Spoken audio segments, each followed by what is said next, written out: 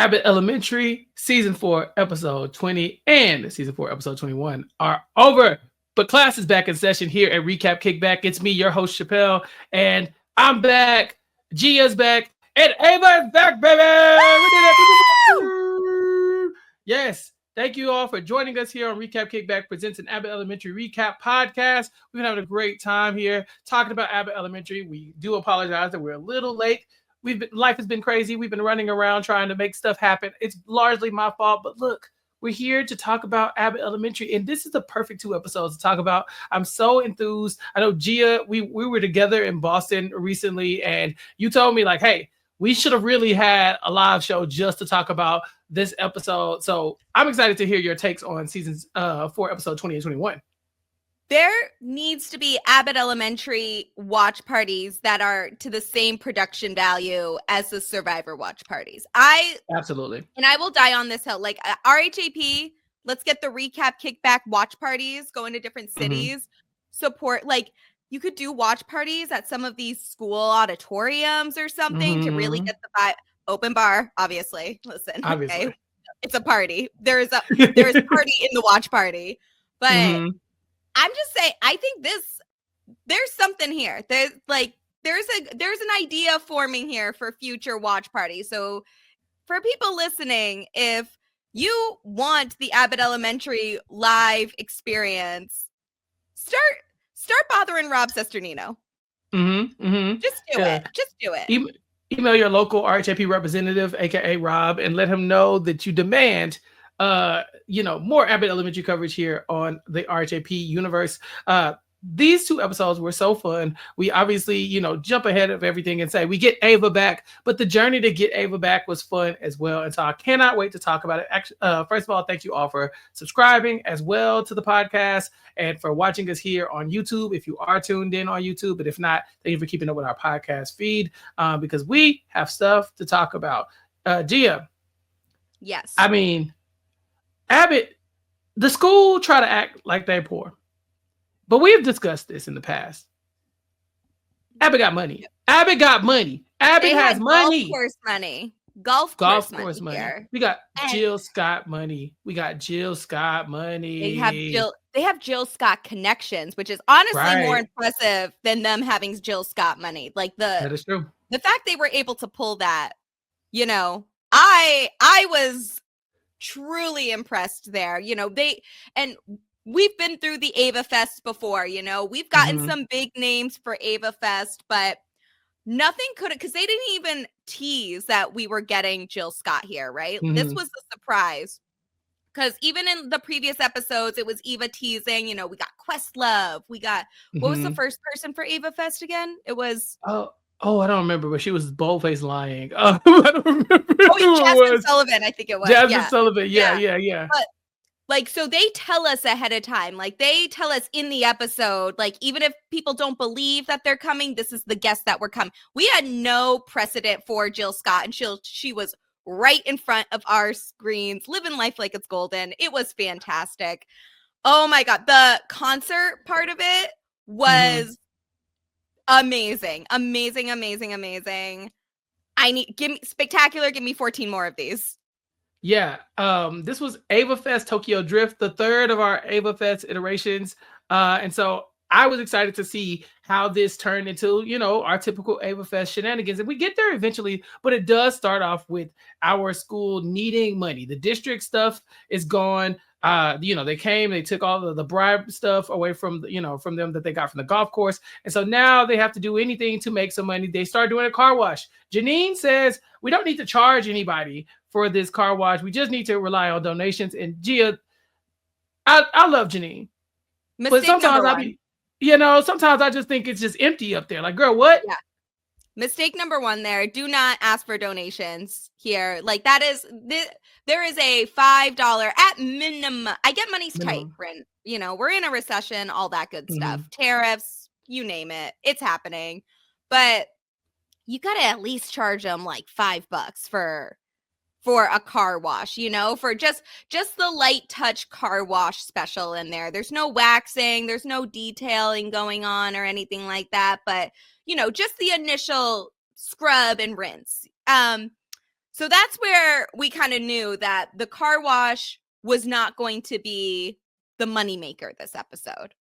Right. And in the meantime, Gregory's dealing with open house, which of course we've seen before, but not as Gregory would have experienced it as the principal, And so now that he's the principal, he has to talk to the parents. Of course, Ava wouldn't have to talk to the parents because she's Ava and he definitely ain't Ava. But seeing him in this role over these next 2 episodes, it's really hard for me to watch because we know that Gregory really wanted to be a principal. He enjoys being a principal. He's seemingly good at being the principal. But Ava is the principal of Abbott. So what do you think about Gregory now that he's had a taste of the power and the role of principal, and Ava is going to be coming back at the end of these 2 episodes? I'm actually kind of surprised the direction they went with it. And Abbott has been a show that has exceeded our expectations and not always gone for the obvious thing here. Because what I thought, and from social media, I think a lot of people thought this as well, that Gregory... I think many of us assumed, and this is me included, that Gregory was going to hate the role and realize that he is so ill-prepared to be a principal and that he needs to get more experience in the field of actually teaching before he goes into a role like this. He actually did a pretty good job as the principal in the few episodes we got him as the interim principal in this role.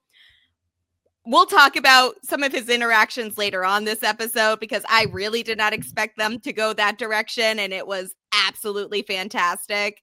5 stars to everybody involved for this scene.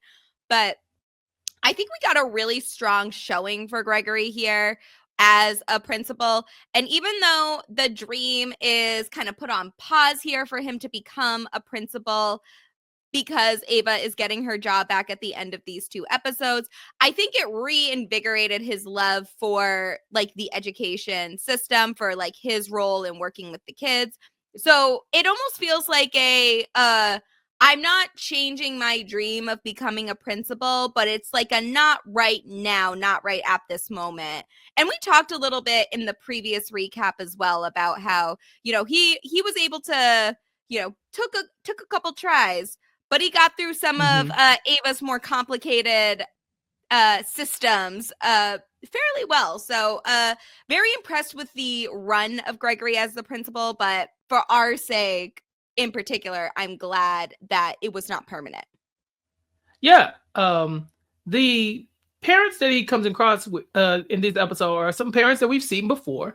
We get Amber showing up, and she immediately says that his boring ass is dating a teacher now and that it's a power imbalance. So even in that moment, I started thinking, maybe he can't be in this role too long if he's dating Janine. Maybe he needs to go back to being a teacher just so we can get our love story. What'd you think about that? Okay. I have thoughts on this, okay? First of all, look at Abbott Elementary. It's just one big power imbalance, okay? No one, who's gonna tell, really? Yeah. Really. Yeah, what are you gonna do? Stop it. But, I've liked Amber as a recurring character here. And it made sense when the last time we saw her that, she was going to be, that she broke up with Gregory, felt like they were not compatible. Amber, you broke up with Gregory, though. What do you care that he is dating someone else, much less a teacher that I'm pretty sure neither of your kids are in their classes at this point? So this doesn't impact you at all. And I'm all for making my ex's lives more difficult, but this is, that's a pastime of mine. That's fun. That's entertainment. But you broke up with him. It's not like he cheated or he did anything terrible to you. You just weren't compatible. You got to move on, girl. It's giving desperate. It's giving you can't do better. But right. He don't even say he did better, but he did better for him. And I think we all just need to accept that, girl. It's fine. Yeah, she want that old thing back. She thought the grass was greener elsewhere, She's like, "Oh, you boring, but why you all in my business though, lady? Why you care about who I'm messing with? What you worried about? So now you care about power imbalances in HR. Okay, sure, Amber. All right." Also that I think dating a parent as a teacher is also a bit of a power imbalance, especially when that kid is in your class. Right. At the very least, a conflict of interest. So I'm just saying, sit this one out, Amber. Yeah, all of Gregory's ops were in rare form in this episode because while he's dazzling some of the parents, Langston Kerman is back as well. Darnell is back. What's up, bitch? You let my son down. So I knew exactly who he was when the character came up. It just did not hit me before the reveal that this is the direction they were going to go with this parent-teacher conference. Even though it makes sense, like he is a parent, he is a concerned parent coming to talk to the principal, and it happens to be a principal that he has beef with here. So I'm kind of obsessed with this duo here. Like I need a group bonding with these two, Tariq and O'Shawn. I don't know how we get it, but I'm rooting for the hangout session. Yeah, he gets to be a menace in Gregory's life because Jabari's grades are slipping. He's gone from an A to an A minus. You know, if his grades start slipping, I'm coming back to beat your ass. And so Gregory technically is in violation of that social contract. You know, they had a deal. And so they talk about, you know, his son's abandonment issues because obviously Darnell don't be in his life, but you know, it's okay for Darnell not to be in his life. It's not okay for Gregory not to be in his life. But like, okay, but does Jabari actually have abandonment issues? Because what we have seen, it seems like their parents, they might even be a little overly involved. I think this might be Darnell's issue here. Yeah, Darnell probably is projecting a little bit, you know, and he's able to talk crazy like this too. If anything, I think maybe Jabari's parents should be a little less involved in school. Yeah, for at least Darnell. Like at some point, you got to call the cops on Darnell, or at least call Barbara to come in and smack him up a little bit because we ain't forgot. She's done it before, right? She could come back, but she's outside busy with the car wash, and the line is down the street. Gia, everybody's in line. Mr. Morton's in line. Ava's in line. Everybody's in line, but people are not tipping. Ava gives the biggest tip of the day, basically, by offering $100 to this broke ass school. It's funny. They really thought they did something by firing Ava, but she's fine. She's fine. Very wealthy. Oh, I guess she learned her lesson now. You showed her. Like, no, you didn't. Now your teachers are out here begging for money and not even selling it. They're trying to take donations, which again, Janine, what? You got these babies out on the street washing cars for donations. Oh, it just reads broke.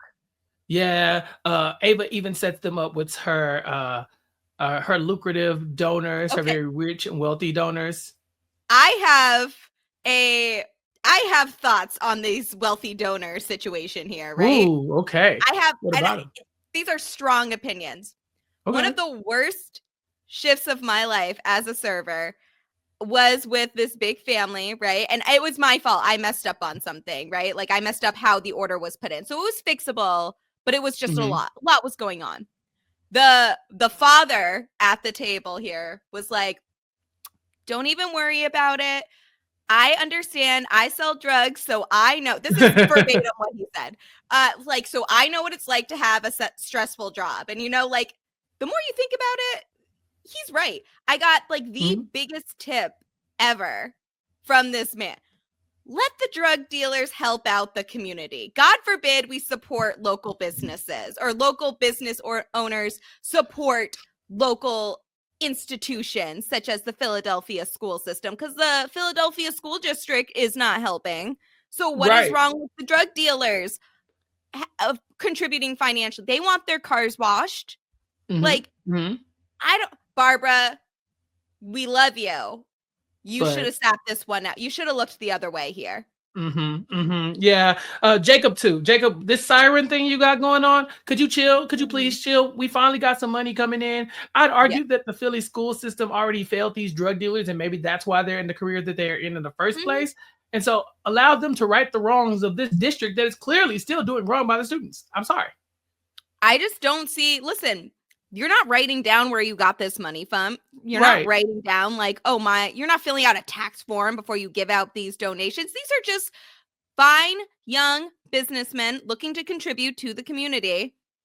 I don't need to know anymore. And if you find out more, then, just in one ear, out the other.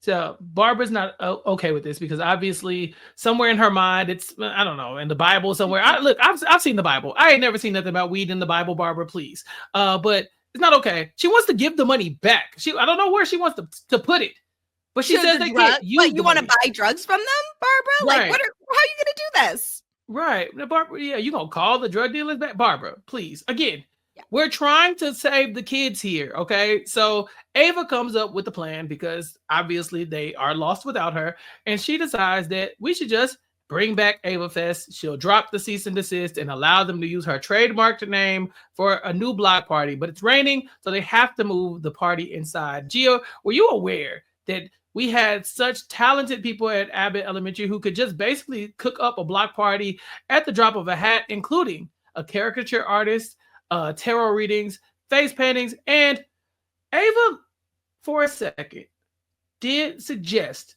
that maybe she'd be able to trick Stevie Wonder into coming. Now, I know you yelled, because I yelled. I did. I screamed a little bit. If Stevie Wonder walked through listen to me. Hold on. Where's the... I really, for a second, thought we were getting Stevie Wonder. And honestly, I'm a little Quinta. Jill's the perfect selection, right? Jilly from Philly, right? You cannot go wrong with this selection. However, surely, Quinta, surely ABC could fork over the money to have both. Like, let Stevie be an opening act, for God's sake. If Stevie Wonder ends up on this show, y'all gonna have to come get me. Y'all gonna have to come get me off the floor. Okay, I will collapse. Yeah, I will die.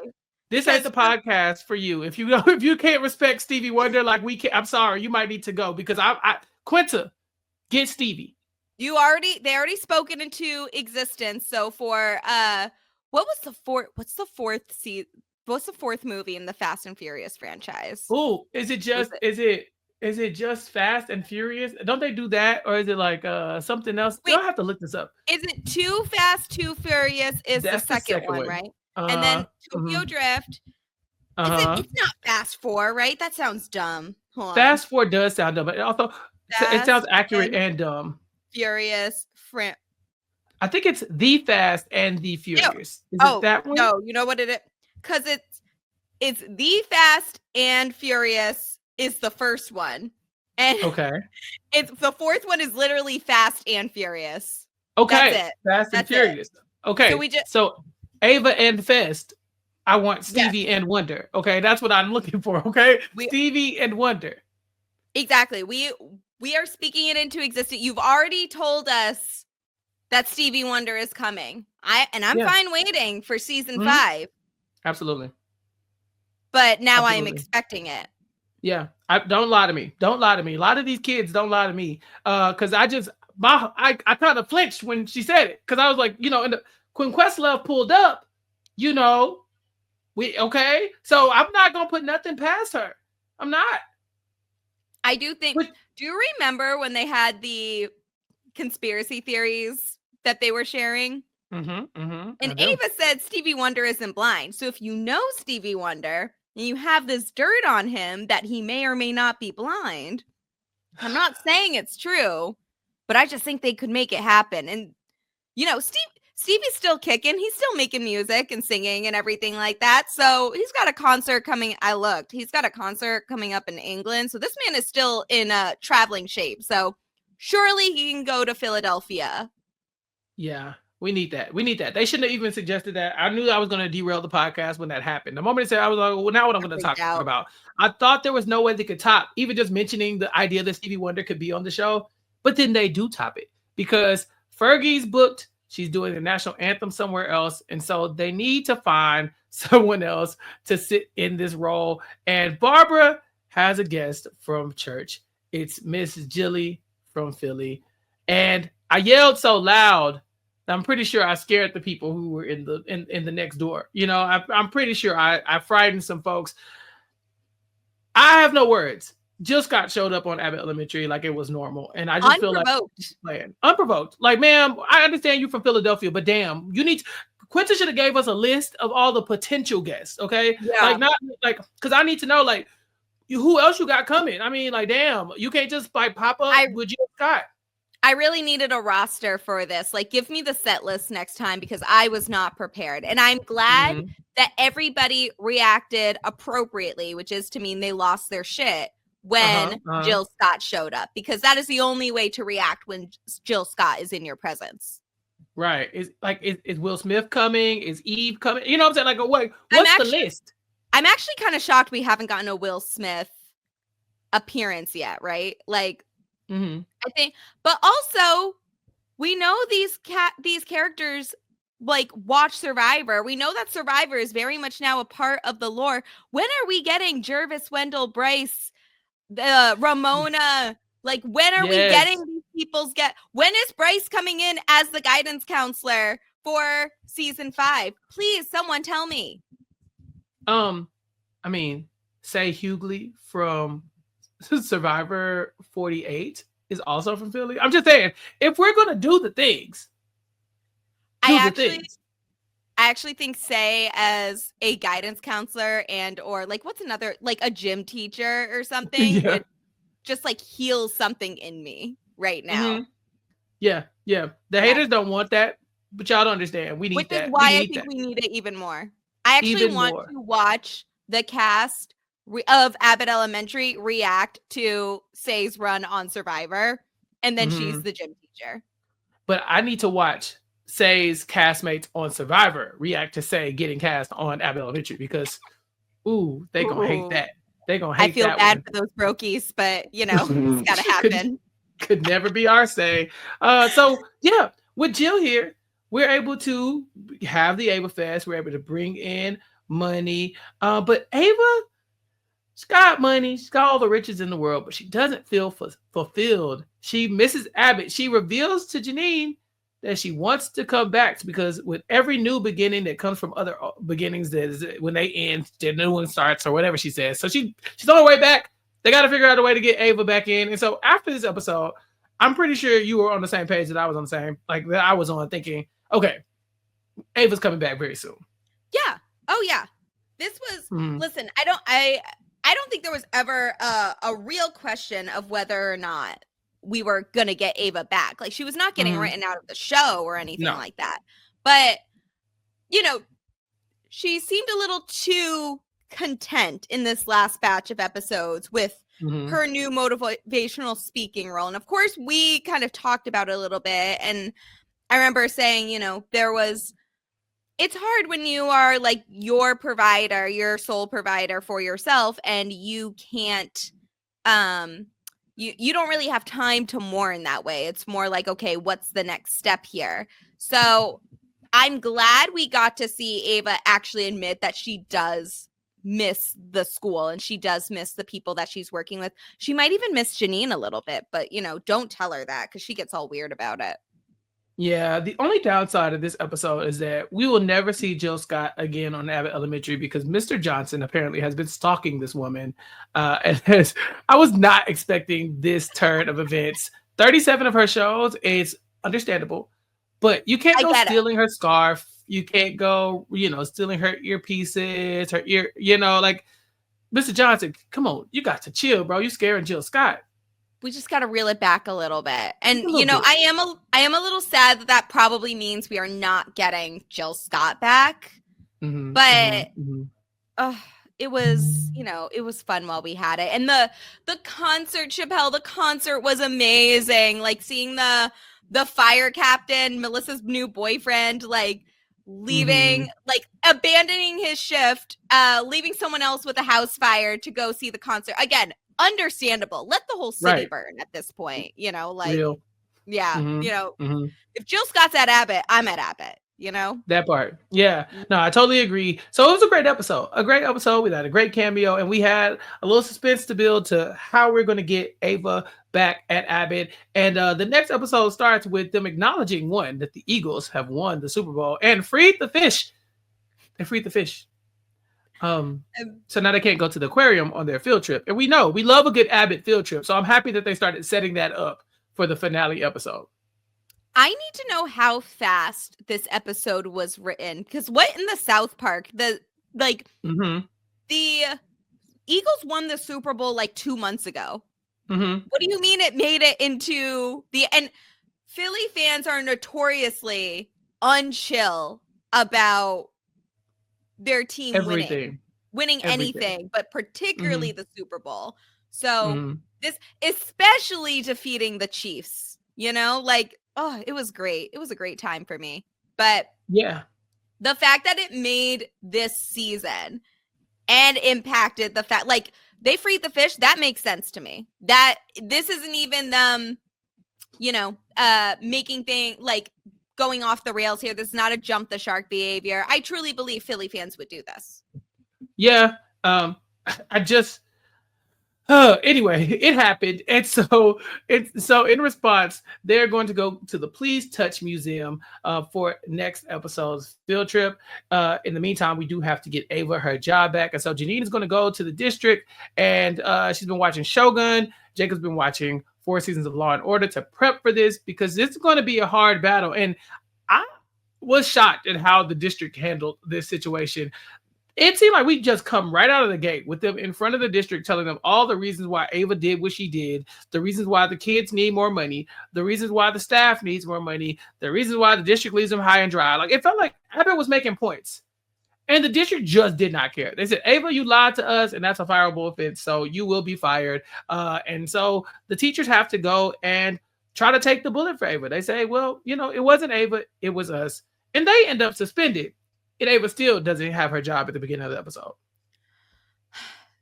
And you know what? This, as someone from an underfunded public school district, this is on brand. Sounds about right. Yeah.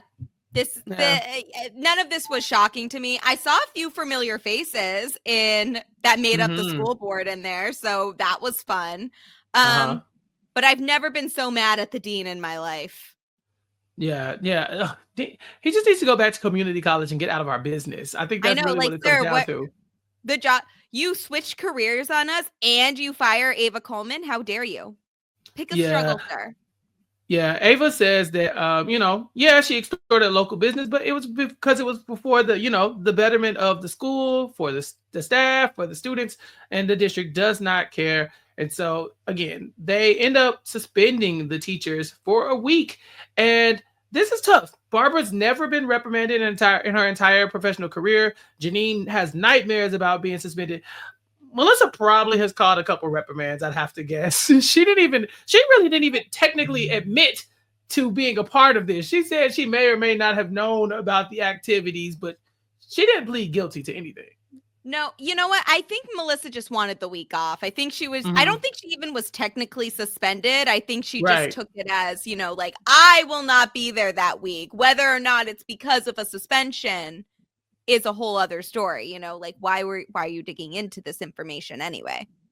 In the meantime, Gregory is still doing principal stuff, and he's doing it pretty well. He gets the golf course to keep their golf club going for students like RJ. And so he's doing a good job. And so by the end of this, like I said, it's really tough for me to try to imagine what's next for Gregory, because although he's handling it well, this isn't his job. In fact, he's going to have to interview for the job against people like Mr. Morton and other people from the society as well.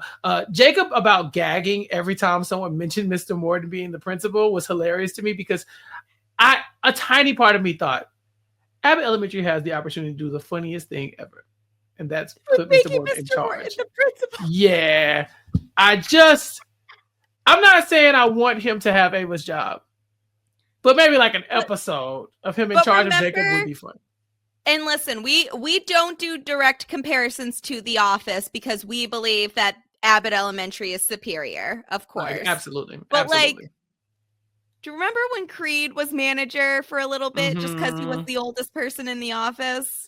Exactly. That was a good time for me.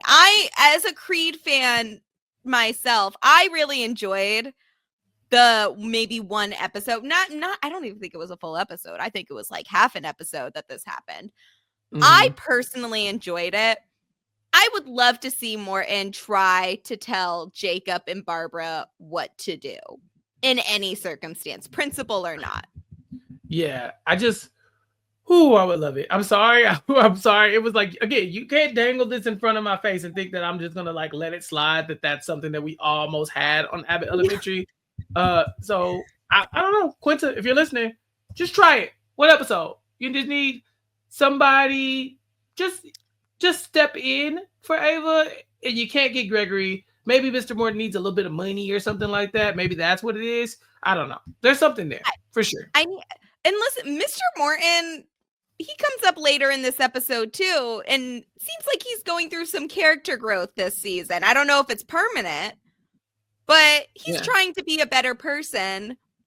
Maybe and listen, we understand we are still Team Jacob nonetheless. Yeah. Okay. Like if Jacob hates them, I hate him, like really? we're very much Team Jacob on this, but like, just give us an opportunity to see Morton in some type of power position. Maybe he runs a PTA meeting for an episode or something like that, but just like, let us see him have a little bit of power for just a few minutes. I want to see what happens. I want Jacob to have to suffer the consequences of it. Yeah, just for funsies. Speaking of the PTA, Gregory does need substitute teachers for this week. And so he reaches out to Crystal and Tariq to find out if they could step in, if they knew anybody who could step in. And imagining Tariq running one of these classes for a week was hilarious to me. By the end of the episode, we're actually going to see Tariq as a substitute teacher for no reason other than just Barbara and Melissa needed a break. And it went about as well as I thought it would go. I believe he asked the students how he should craft a text message to his landlord to ask for a reduction of rent. I'm okay with that. Again, look, like, I just want also fun. Yeah, because why is rent so high in the first place? The other thing the teachers had to deal with was that they decided to ask for donations, and the quickest way to solicit donations would to become a charter school. This is so real. The writers at Abbott Elementary are so real because they correctly assess that anytime somebody tells me I need to create a login for something, I'm not doing it. It's just not happening.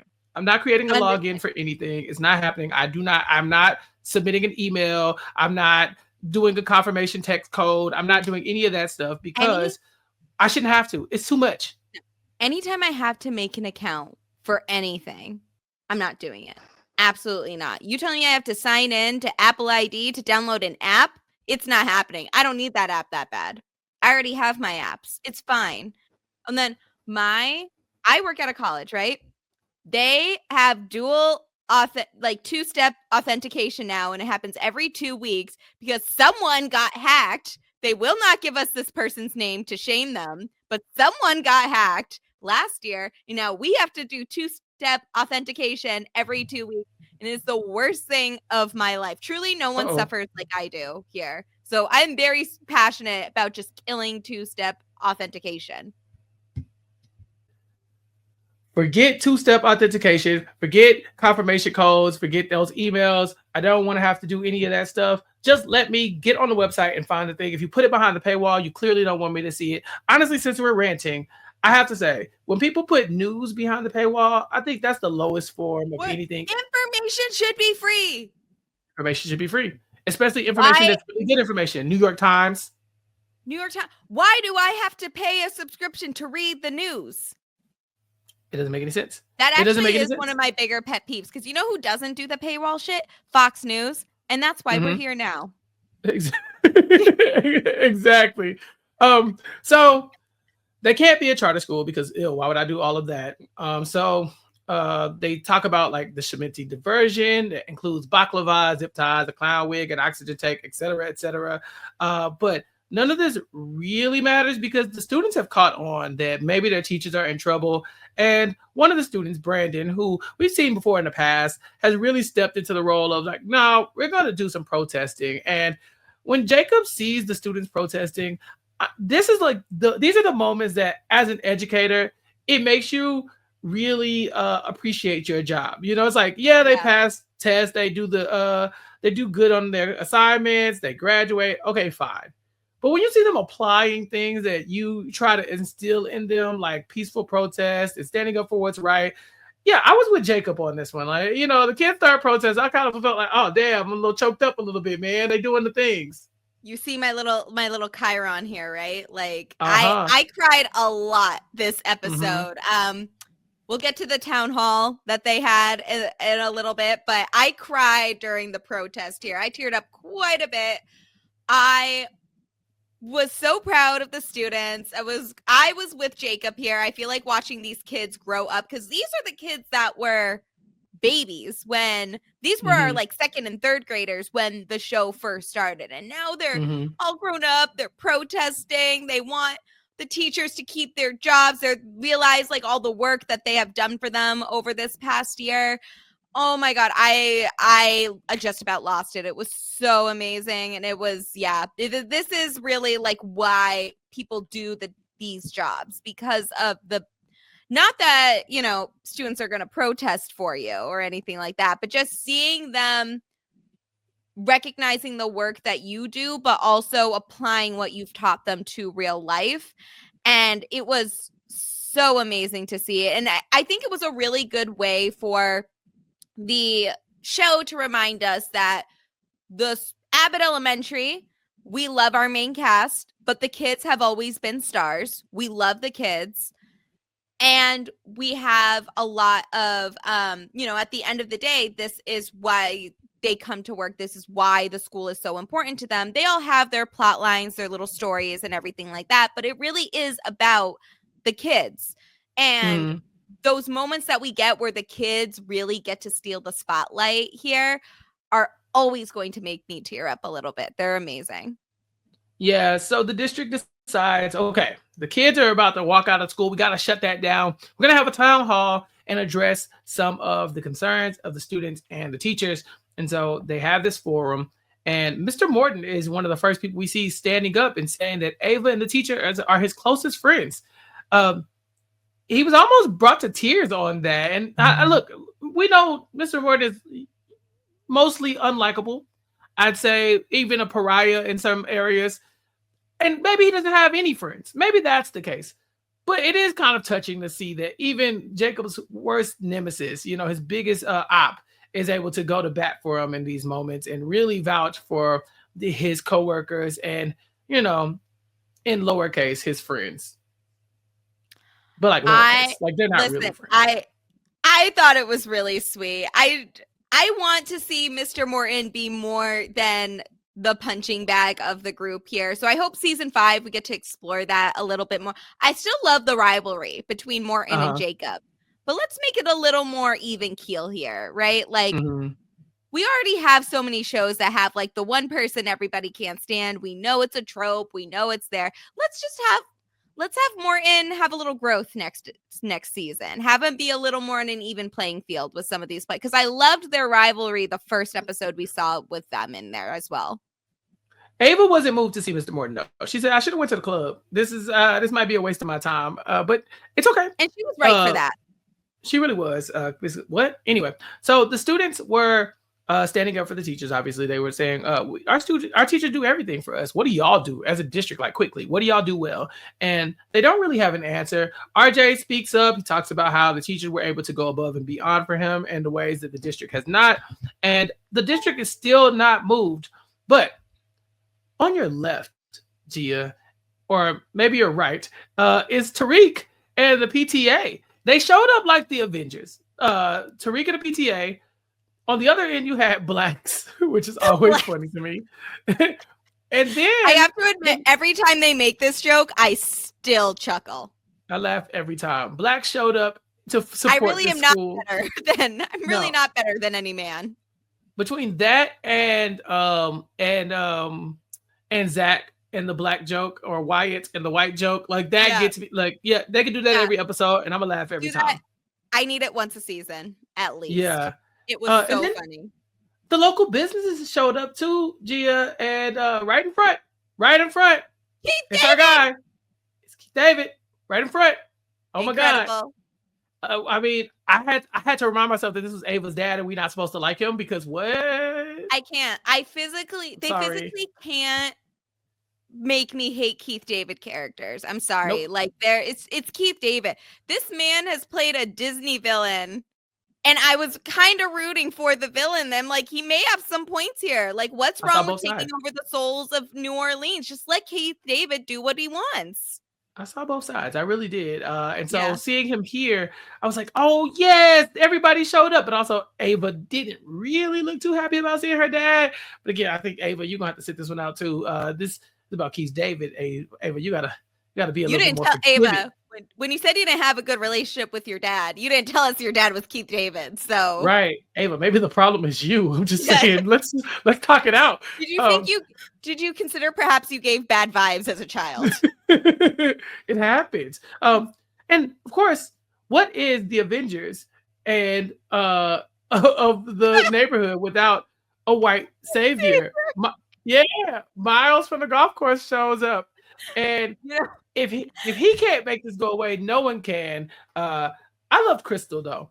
You know, her Crystal, Ava's sorority sister, who Gia, we have speculated in the past that Crystal is not the one who got the district on Ava's back.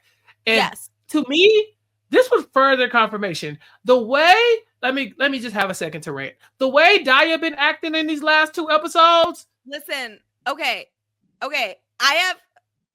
Because I can't handle myself. I can't help myself. And I look on like what the fan theories are for people. As we go into the finale, I have a few. First of all, I really wanted to not be Daya because Daya has been a star, particularly in season 4 as a whole, but in these episodes where Gregory was the interim principal, she was amazing. So I kind of want it. If it is Daya, please have the actor still be there. Like Ava has to face her betrayer every day or something like that. Like if it must be Daya, let her stay at Abbott Elementary because she's so funny here. I really enjoyed her. But there are some even more diabolical fan theories out there right now. Should I share? I feel like there are 3. Well, really, there are 4 prime suspects. We've talked about it being Crystal, and neither of us really think that it's Crystal, right?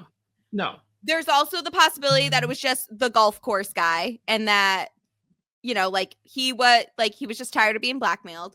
I don't really buy this theory, but you know, this is but that's like one of the things that people have been suggesting. Some people will say that it is Crystal, that it could be Crystal, but other people are more on our page that it would be Daya, right?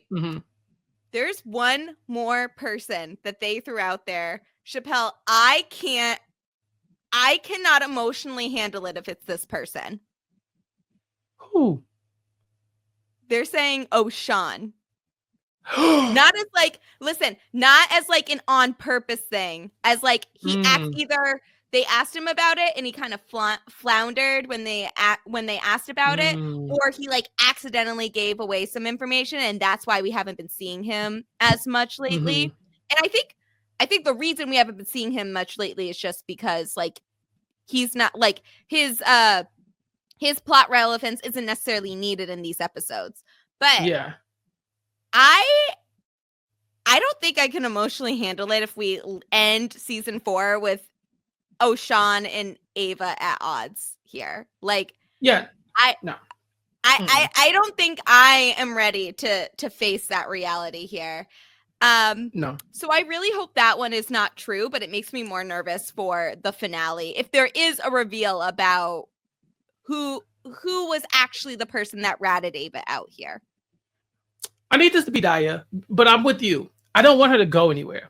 I just need more tension between her and Ava, because she's on Gregory's ass so much in these episodes when she's talking about his walks as he walks like the alien from Signs. Like Daya does not let up, and so although I do suspect her the most, I still want her on the show, and I just don't know what capacity that would be. But it just seems a little too normal to be Crystal, right? Like because Crystal showed up here and helps out her arch nemesis, obviously to help out the kids a little bit more. But to me, it's like, if anybody had motive, it was definitely Daya. Daya has like the motive. She had the opportunity. She knows where the bodies are buried. You know, I'm okay with just following this a little bit longer. There's something so funny about the idea that they reveal that it's Daya and they can't fire her for that though. And just Ava has to like look, like still work with Daya, like look across the aisle and see like the person that ratted her out, ratted the school out. every day. Like there's something so humorous about that to me. I kind of want to see it. Yeah, that's what I'm looking forward to. But I emotionally can't handle a reveal of it being Oshan. I think I will throw myself out a window. The only people that were absent from the protest were Oshan and Daya. And so those are our two main suspects as far as I'm concerned, because they were not here to support Ava in her time of need. Now, I refuse to believe it's Oshan. I just refuse. And so, Daya, I'm hoping it's you. But regardless, I don't want either of those characters to go away, whoever it is. And so I think it'd be way funnier if it's Daya. And so that's what I'm going to lean on. I think at this point it kind of needs to be Daya. Like this is the funniest option, but also kind of a karmic option as well. Of listen, we love Ava. She hasn't always been the best principal though. So if someone's gonna call her out and still keep their job because you can't legally fire them, I think it's kind of funny. And Ava's kind of that girl, or Ava is that girl, but Daya is also kind of that girl. And we even see at the very end when Gregory is unpacking his things from the office and moving out, he tells Daya that these two deserve each other, right? Like this is a match made in hell, but it's a match nonetheless.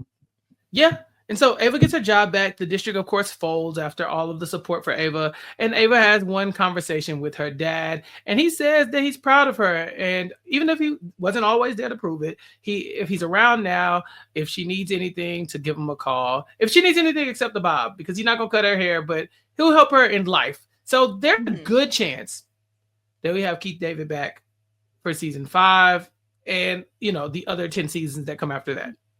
I naturally, I 10's a little low, but I agree. Yeah. I'm being generous. I'm actually really happy with where they close things out here. I'm assuming we're not going to see Ava's dad in the finale either. So, because they're going to the Please Touch Museum. I do like the idea of this being a recurring character, and this, it was a minor plot of season 4, but I like where it ended here because it feels unrealistic for them to just like both be active members in each other's lives at this point. Like, I don't feel like there's been a whole lot of time for Ava to really like decide whether if her dad is back in her life, of like him being like heavily involved in her life or anything like that. But it's also not a sad ending to it where, we never see this character again, or they end on a back note and she just kind of puts her foot down of she still doesn't want to see him or have him be a part of her life. It's more open to interpretation. Yeah, I'm hoping that we get more and more of Keith David, obviously in any capacity. But we took so much time to learn about Ava this season. Even just through her relationship with her dad, and so it was a good choice for me. I really enjoyed season 4 so far. Obviously, we're coming up on the finale, and so there's going to be a lot more story to tell in the future. And so if they can incorporate him in any other ways, whether it's just popping in to do Abbott a favor, maybe do some impromptu haircuts for the kids or something like that at the next Ava Fest. There's got to be other ways that we can use this man. And so I'm very excited to see what that looks like. But yeah. I feel like there's also a possibility we get him in the future as like, we need an extra chaperone or we need a sub or something like that. Like there are many ways that they can just like pull him in there just for the hell, just because we want to see Keith David. I feel like these character actors like Cree Summer, Keith David, a bunch of these characters that we've seen kind of in recurring roles, we can kind of use them whenever we want. Yeah. And hopefully we'll be using them well after this, because this is the end of our 2 episodes and our finale is upon us. And then we got season 5 and we have a crossover with It's Always Sunny in Philadelphia. So we got so much stuff from Abbott Elementary coming up. Yes, I am so excited for all the things we have look forward to in Abbott Elementary cinematic universe. Where I'm excited to talk about the finale. I am nervous if we're going to get any revelations in the finale, but I'm still excited nonetheless. People can follow me at Classically Gia on Twitter, TikTok, Instagram, and Blue Sky for all of my reality TV shenanigans. And I'm doing regular recaps of Survivor 48 on Inside Survivor, Surviving Tribal, and in podcast form on Silent Podcast for I Don't Know About That. And I'm doing weekly recaps of Top Chef's newest season, where it takes place in Canada. All right. And as far as I'm concerned, of course, you can catch me here on Recap Kickback. Sean about Netflix Live. That podcast should be out soon, so check it out. Mari and I will be talking about, if you haven't already heard it, hopefully you've already heard that, but yeah, we're going to be talking about Sinners, the new Ryan Coogler movie starring Michael B. Jordan.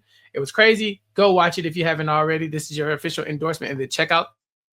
Last week, Mari's dad joined us to talk about G20, and it was incredible. And I don't know. I met Mari's dad, so check that out too.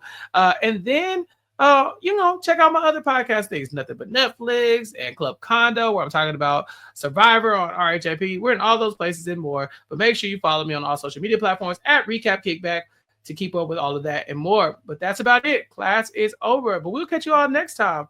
Peace. I've been trapped behind Swan Maria, isolated like it's North Korea. Smaller city with some bigger dreamers. The wall is cracked, I'm looking in between it. The world is yours, but man, I gotta see it. They say it's hard, but man, I gotta see it. The air I'm breathing can't feel my chest. Wait on life, I wanna hold my breath. I'ma get in my goddamn self.